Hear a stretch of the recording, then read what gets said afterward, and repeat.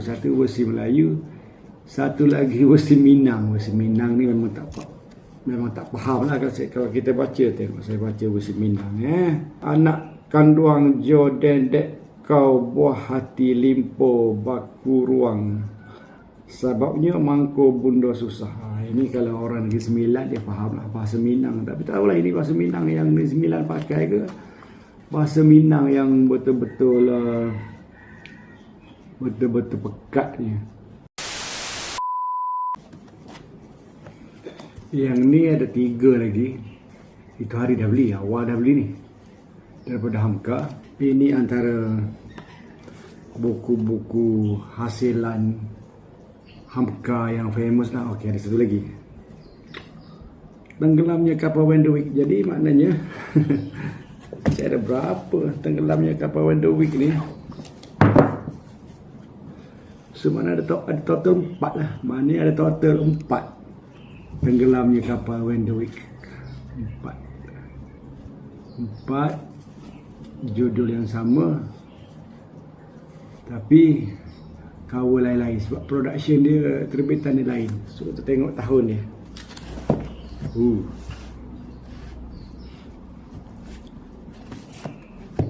tadi yang ni tadi kan, yang ni jadi yang dapat dengan seller RM10 tu, yang ni 2019. Dicetakan tahun 2019, RM10. Okey. Yang ni pun RM10. Tadi 2019, yang ni 2015. Cantik covernya. Depan, belakang cantik. Lepas tu buku ni buku baru sangat. RM10. 2019, 2015. Yang ni pun ini paling terbaru. Yang ni 2023. Ini buku ni macam buku baru, macam kulit dia keras lagi, macam tak pernah baca. Saya rasa buku ni orang tak pernah baca kot. Buku baru ni 2023. Ya ke cik adik? Ini Hamka 2023. Lepas tu satu lagi yang ni. Yang ni yang saya beli tadi sebab cover dia cantik. Tenggelamnya Kapal Wendowick. Yang ni cetakan, ini 2010. Ini yang tak 2010. 2010 paling lama lah kat sini rupanya. Paling lama ni. Okey, kita susun balik. 2010, 2015, 2012, 2019. So kalau macam tu, kalau daripada 4 biji buku Hamka Tenggelamnya Kapal Wendowick ni, 4 biji model judul yang sama kan. So maknanya 4 terbitan yang berlainan. 2010, 2015, 2019, 2023. Oh, 4 biji Hamka. Hamka ni memang kena ambil masa untuk baca ni Hamka. Okay, kita tengok yang Hamka yang tahun 2010. 2010 kau paling lama. Dia paling lama, tapi paling last saya beli. Paling lama, paling last Hamka. Kat sini Tenggelamnya Kapal Wendowick. Hamka lahir pada 17 Februari 1908. Tahun 1908 dia lahir di Meninjau, Sumatera Barat, dan meninggal dunia pada 21 Julai 1981 di Jakarta. Nama sebenar Hamka ialah Haji Abdul Malik bin Karim bin Amrullah. Beliau merupakan salah seorang tokoh pendakwah yang disegani di rantau Nusantara, juga seorang yang bijak dan mahir dalam bidang kesusastraan, penulisan kreatif dan politik, seorang pujangga dan ahli falsafah Islam. Dalam usia 31 tahun 1938, masa darah masih muda, masa cepat alirannya dalam diri, dan khayal serta sentimen masih memenuhi jiwa. Pada waktu itulah ilham tenggelamnya kapal Wenderwick ini mula kususun dan dimuat berturut-turut dalam majalah yang kupimpin. Setelah itu ianya diterbitkan menjadi buku. Belum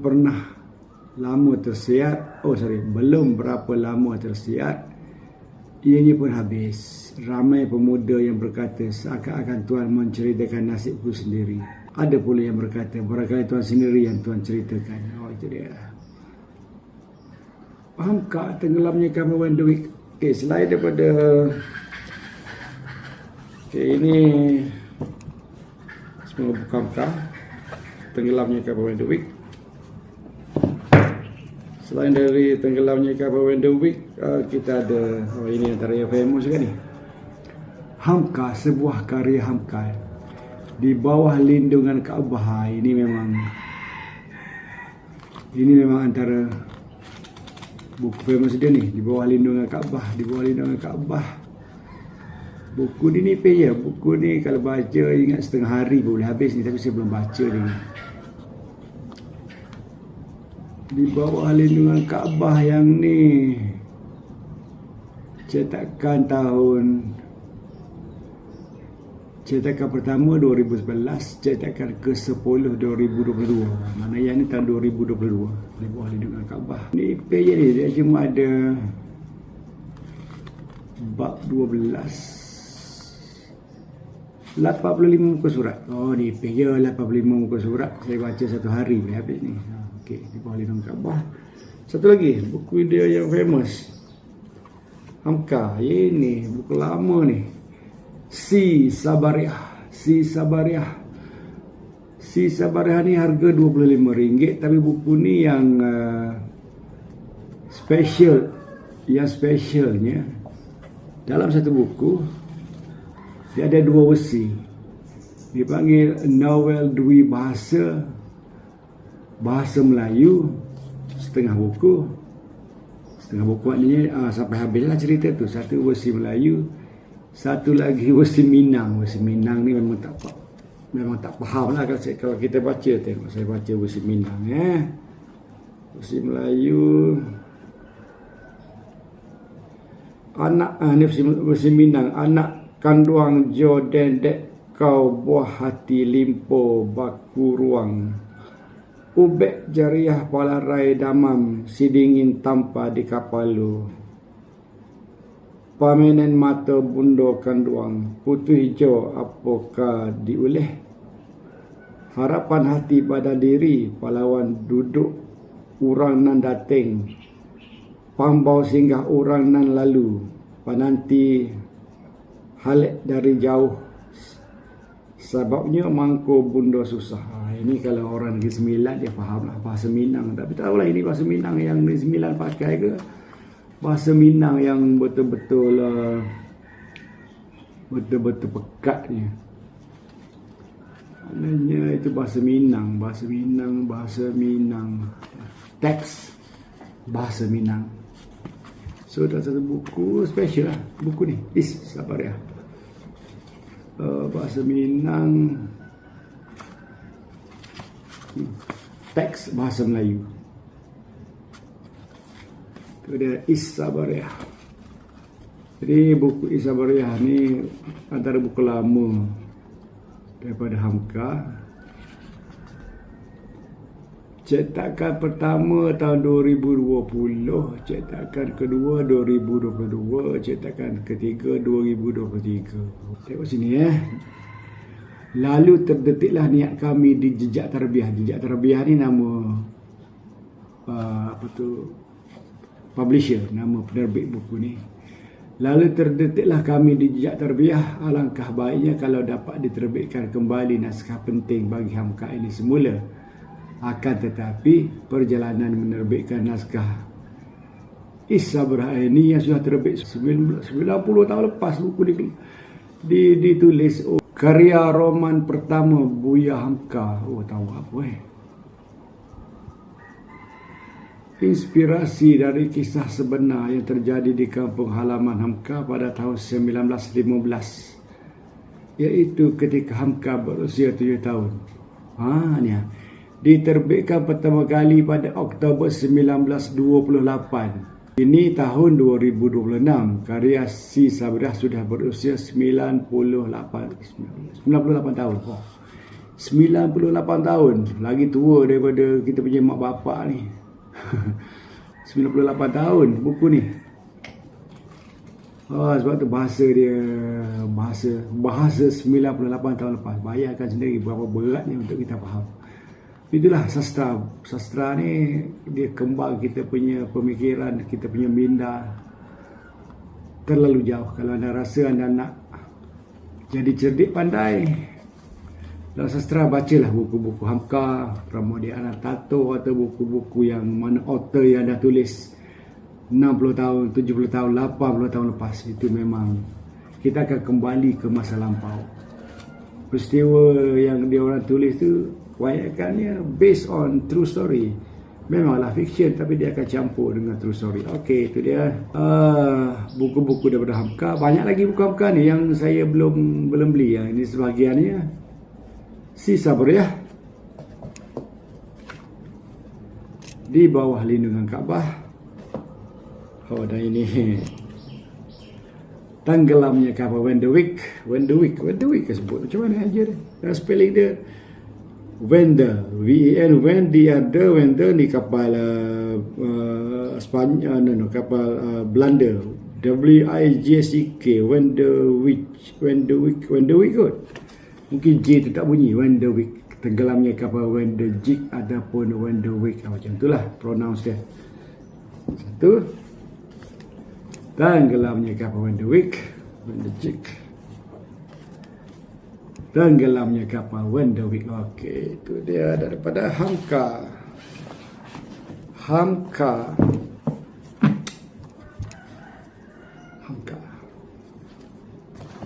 Kalau kat sini kan, dia kisah Zainuddin. Kisah Wenderwick ni kisah Zainuddin. Dia taklah dalam budaya Minang time tu dia amat mementingkan suku kaum. Jadi kalau kau suku kaum lain, kau Jawa, kau Bugis ke apa, Indonesia kan besar negara dia, berbilang-bilang suku. Jadi orang Minang ni dia sangat terkenal dengan Minang dia. So dia kalau nak kahwin pun dia tak bagi orang kaum lain kahwin dengan anak dia yang bangsa Minang. So Zainuddin ni dia campuran antara Minang dengan apa, tapi dia campur, dia bukan pure Minang. Jadi Zainuddin dia suka pada Hayati. Mak bapak Hayati ni tak bagi sebab satu, Zainuddin dia miskin satu kalah, tak ada harta. Satu lagi dia memang tak ada kaum lain, suku lain, bukan piau Minang. Jadi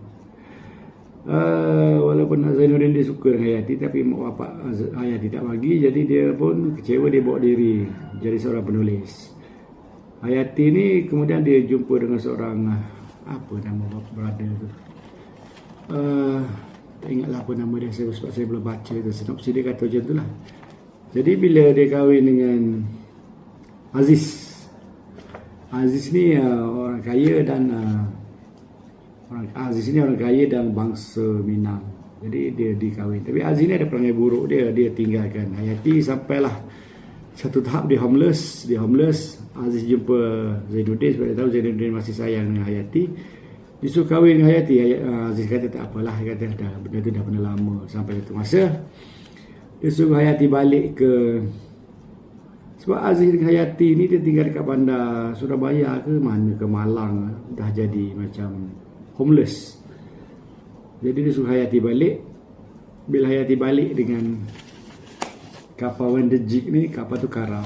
So Hayati pun meninggal dunia. So kisah Zainuddin cerita dia tak kesampaian sampailah Hayati itu meninggal dunia. Macam tu lebih kurang. Tapi